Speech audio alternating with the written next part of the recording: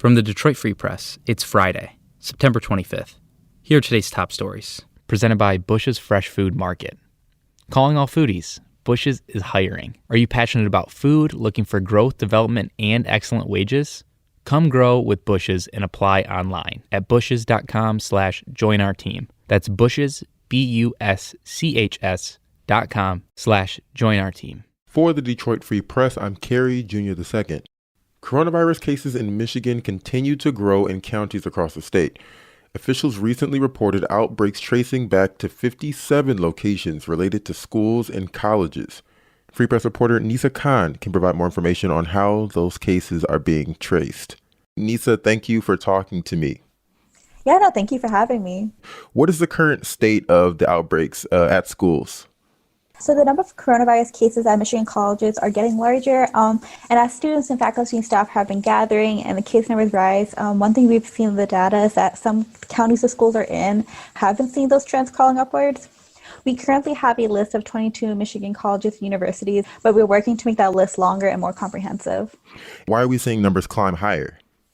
So I can't definitely say through just the data, but I've been sifting a lot of news releases, and they've been pointing to separate social gatherings by students, some off campus. Some of the earliest cases you could say was Central Michigan University, which is in Isabella County.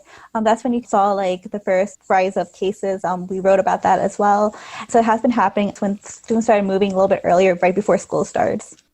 And what other counties and schools have high case numbers?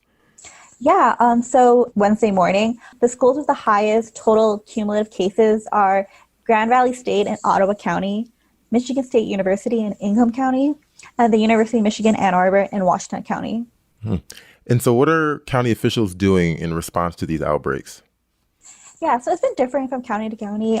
For example, in Lenawee County, they put out an emergency order on September 3rd due to the outbreaks in Adrian College and Siena Heights University.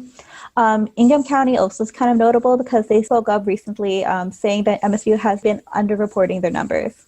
What is Michigan State doing about that? The Michigan State University has acknowledged that, and they have talked to the Lansing State Journal's reporters, and they said that they are aware of the differences in numbers, and they're not denying the statement made by Ingham County. So they're currently working with them to have their dashboard reflects the numbers that Ingham County is seeing as well. And where can listeners go to find a full list of all the outbreaks in all of the schools? So there's two things you can check out. One, you can view this article at the Detroit Free Press website. It has an interactive map and an interactive list of all of the colleges and universities, including their fall plans and other information like how many kids are in dorms and things like that. This data is directly from the school's dashboard. We also have school's outbreak tracker, also on the free website, that updates with the state's data every Monday. Wonderful. Free Press reporter Nisa Khan, thank you so much. Thank you so much for having me. Staff and residents at an Oakland County Juvenile Detention Center are self-isolating after COVID-19 spread through the facility. One Oakland County Children's Village employee tested positive for the coronavirus on September 3rd.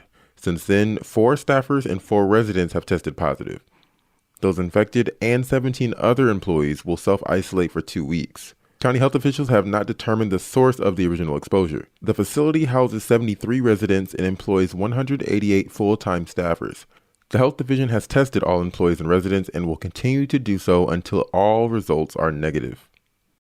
Here are your coronavirus numbers. The state reported 982 new cases of the coronavirus and 8 new deaths Thursday. 6 deaths were uncovered in a review of death certificates. In total, health officials have reported over 119,000 COVID-19 cases and 6,700 deaths statewide. That's the latest. For more information on COVID-19 in Michigan, visit www.freep.com. This is Evan Petzold of the Free Press Sports Department. Seattle Mariners outfielder Kyle Lewis and Chicago White Sox outfielder Luis Robert are the frontrunners for the American League Rookie of the Year award. But one name isn't being discussed as much as it should be. That's Detroit Tigers shortstop Willi Castro. He is batting .344 with 6 homers and 22 RBIs in 34 games this season. Because he only took 100 at-bats in 2019, 30 short of the threshold, he is considered a rookie in 2020. And he definitely deserves to be in the Rookie of the Year conversation. He crushed his 6th home run of the year in the top of the 3rd inning Thursday against the Kansas City Royals.